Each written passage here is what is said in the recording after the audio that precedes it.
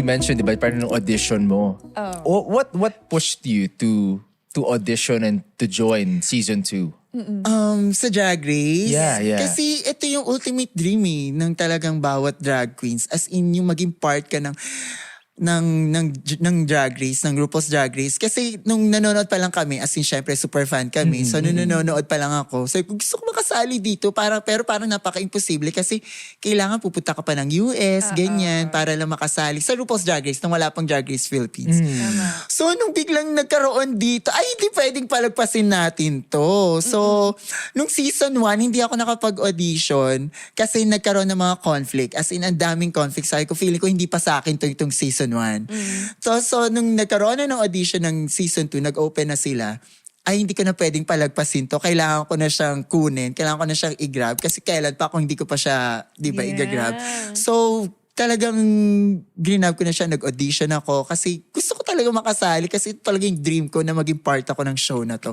And then ito yung parang magiging validation mo pa as a drag queen Yung maging part ka ng competition na to. Na pinakakilalang, parang ito yung Miss Universe na mga drag queen di ba? Parang maging part ka neto, ibang level na yon. Kasi sa dami ng drag queens ngayon na naglalabasan, maging part ka lang, pasama ka lang sa cast, ay iba na yon. Sobrang fulfilling na yung moment na yun. Oh, so congrats on getting in. Yes! Pero pagpasok mo, syempre madaming challenges pa yon. So, anong favorite part mo? Sige, wag mo na challenges. Anong favorite part mo from the entire competition? Actually, favorite ko yung buong season. Talagang, yes, as in the whole competition, as in favorite ko talaga siya. Kasi na-enjoy ko siya.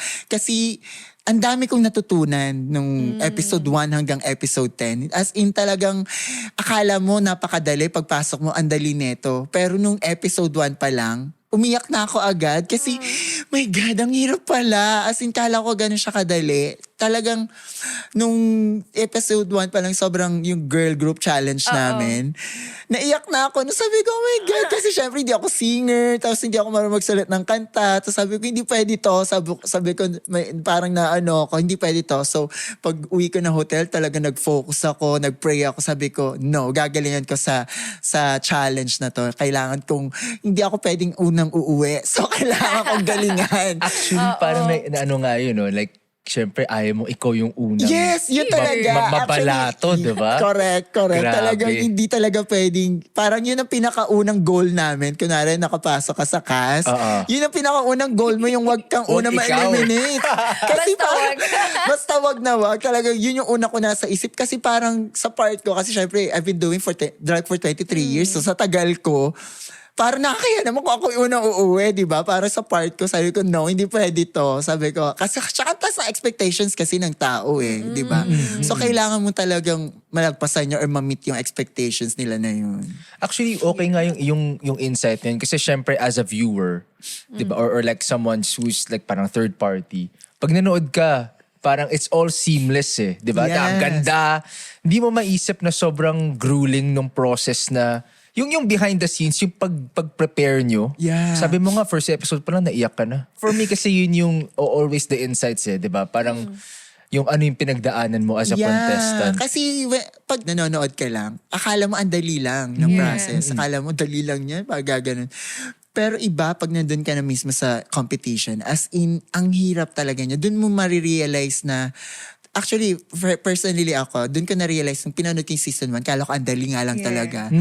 Pero nung nandun na ako, sabi ko, kaya pala sila iyak ng iyak kada episode. Sabi ko, dun ko na-realize na, oh my God, iba pala talaga pag nandun ka na sa competition. Talagang iba talaga pag nandun ka na. Saka ma-realize na, okay, hindi mo talaga dapat i-judge agad yung mga napapanood mo sa Drag Race kasi hindi mo pa siya na-experience. Naranasan. After nung nalagpasan nakalagpas ko ka na na. siya, sabi ko, okay, kaya ko to, kaya ko siya, kaya ko to. Yun. So Ang galing. talagang ang mag-aano lang kasi talaga sa yung mga inner saboteur talaga na sinasabi namin.